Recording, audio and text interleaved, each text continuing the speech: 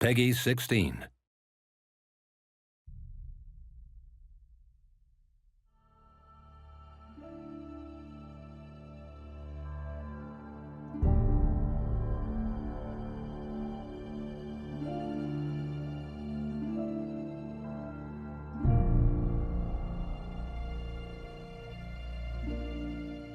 So hi, this is Will McGregor, director of the Rome 2 Total War trailer.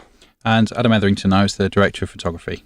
Watching now is the first day shoot actually, which was the Centurion scene where we had two brothers, one betraying the other. Cool. So I guess what we can see here is in the first day in this battalion scene there was it was quite an expansive set with an awful lot of sort of logistical concerns that we had to take into account. There was there were sort of 30-40 extras plus all the principal cast. I think we had about 150 people there on the day. Yeah. I guess one of the great things about it is also one of the tough things about it. It was so large. I mean, it gave us a lot of depth. We could really build people further and further back. You know, we've got this. The environment is basically one long kind of road, and then behind that, through this archway, you know, the environment goes even further back, which is a lot to light and a lot to fill. But once it's all there, you really get depth. Yeah, and we did want to try and create that sense of a greater world surrounding the characters. So it wasn't a sort of too small or intimate as a scene. It was something that really had a sense of being part of a greater entity and a greater environment. Yeah, I mean, definitely you want to get those emotional moments and get in close and really be with your characters, but you want to set them in an epic landscape. And I think that's one of the hardest things to achieve, is to really show that scale, make the world believable.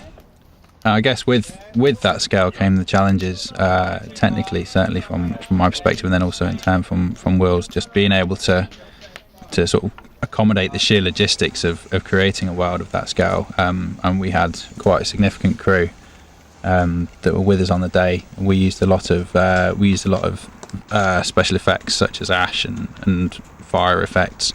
I know we had quite a significant special effects department there that were working sort of throughout the day before and then working sort of non-stop throughout the night as we were shooting to create that world and to create the sort of natural atmosphere that really helped to set the scene. Mm-hmm. And it was very important that all of our three scenes had a very different feel. I wanted them to flow together, for there to be a rhythm, for all these betrayals to be kind of connected in the architecture of Rome, but yet you have to recognise them as their own scenes. It can get disorientating. So you have very strong visual elements, be it the fire and the ash and the smoke in here, the sun and the pollen, which is when you're into the Senate scene, and in the bedroom, again, a very different feel. That was very important. And that was something that we spent an awful lot of time focusing on and preparing before the shoot. I know Will had very clear references and very definitive ideas how he wanted each space to look and feel in terms of the colour palettes. I mean, if you look at the three different environments, there's obviously very, very definitive and clear differences in colour and texture and tone. And we really wanted those to reflect the stories that and the characters that were in those stories. Actually, it's a bit hot, but you can try. Oh yeah, so it's working. You see, it's working. Yes, it's comfortable. But the leather stuff, it's not. It's all the time is tiny. Yes, it has the paint over here around me somewhere. Look at my fingers down there on my legs. It's dirty stuff. It's so much dirty. You can see it. It wasn't. And when we have some fight together, sometimes somebody just put his feet on yours. Yeah, over there. Yeah, it's like ow. So actually, we are soldiers. That's why. No? Man. Thank you. I'm gonna kill him and come back. Yeah. No, like this. Come on, hop. Oh shit. That's great. An important part of kind of getting these guys ready in terms of costume isn't just sort of putting the costume on, is getting them really dirty and kind of grimed up, getting that makeup in there, just to add that extra kind of texture, that dirt and that realism. We shot out in Budapest. We ended up in Hungary, I know, for a number of reasons. Yeah, I mean, actually, there was a few, but one of the best things for me was actually the casting. I think there's just such a look of person that when you put them in these films and the performance they give, they really add to the world. I think that's an important part, the kind of landscape of people's faces as well as the sort of landscape around you. As you can see, there's an interesting face there. Then we've also got Ben, who we've brought out, who's the editor. So he's been out here working, editing as we shoot the film, which is so great to be able to bring him with us. Makes the filming process from day to day a lot easier when you know what you've already shot and you can look back at it. We started shooting on Friday, and since then we have been putting shots in and assessing it, whereas before I would have got the rushes in London and probably only had 3 days to sort of get it all together. So it's a tight deadline, but me being here has allowed us to get the momentum and the wheel going effectively. The style of the film is a montage which really flows, and there's momentum, a kinetic energy from one shot to another, a lot of which is planned. So you have certain movements of the camera, certain kind of choreography that all comes together. And obviously you need to know that's working, so you have an editor to do that. But an additional thing has actually been you get more ideas from it. So you cut together the first day and it informs the second day. And that means that you kind of really can tailor every day with your editor and improve your shot list as you go. We shot on a camera called the Arri Alexa, which is it's sort of leading the forefront in terms of digital image acquisition. It's been used on sort of a fair portion of the sort of upcoming and new release blockbusters that are out there. And we wanted to work with digital image acquisition rather than with film. I guess the kind of the hyper-real, kind of fantastical feel of the film. Also getting those details and that texture, definitely for me is a great format for the look we wanted to achieve. We're going to go now, guys. It's no good when the sun's up. Ash, please. Ash, please.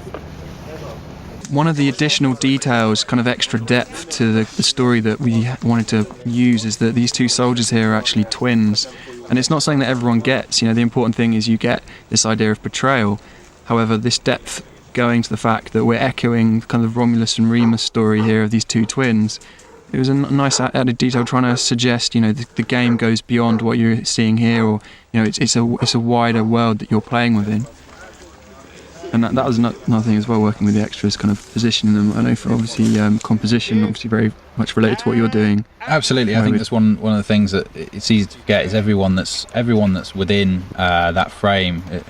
Everybody spent an awful lot of time thinking about who's going to be standing where and how that sort of provides the best composition for the image. I mean, you can see that in the wides, and particularly in the sort of the mid-wider shots. We did spend a lot of time carefully constructing that image, and often would sort of would try a few options to see what was the most effective way to get the sort of characters. Yeah, and in a sense you can plan a lot of things, but until you see 50 extras in your frame, and then all of a sudden you go, okay, I can't see anything, there's no depth there, there's just lots of people, and you just keep pushing them back and giving people different starting positions and changing their timing until you get that you hit the sweet spot with the choreography, with the movement of the camera and the people, and all the ash and all the smoke is working together. That's it, and it's a process, but yeah, it's part and parcel.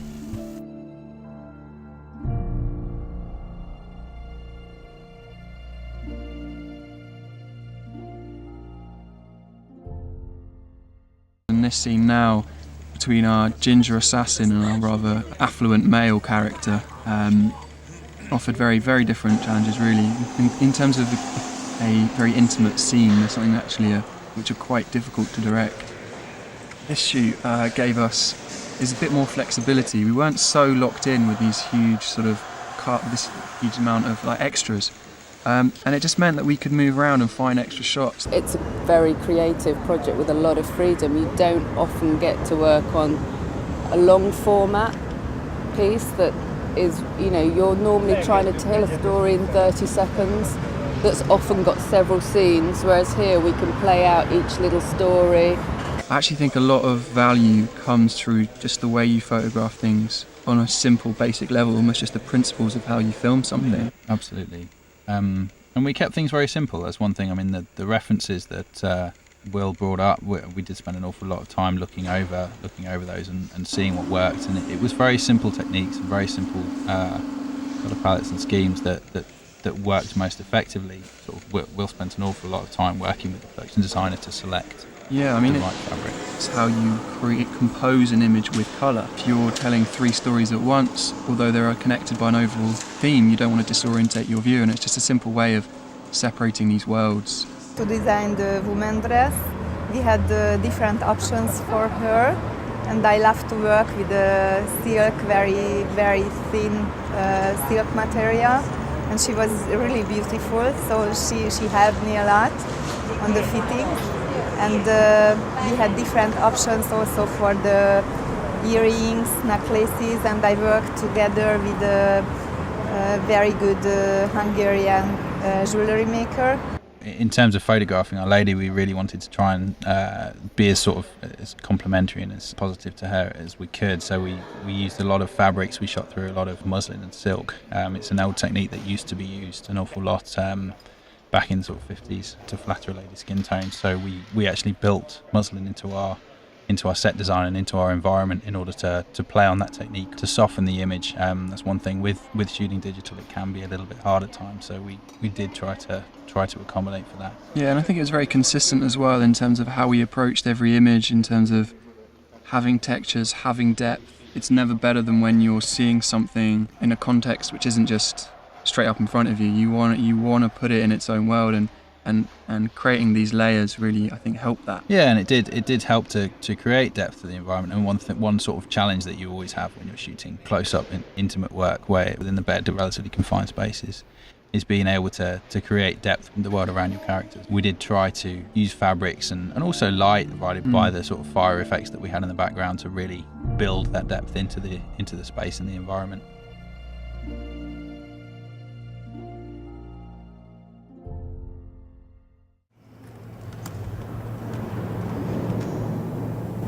So we're moving on to this setup here now, which is the politician.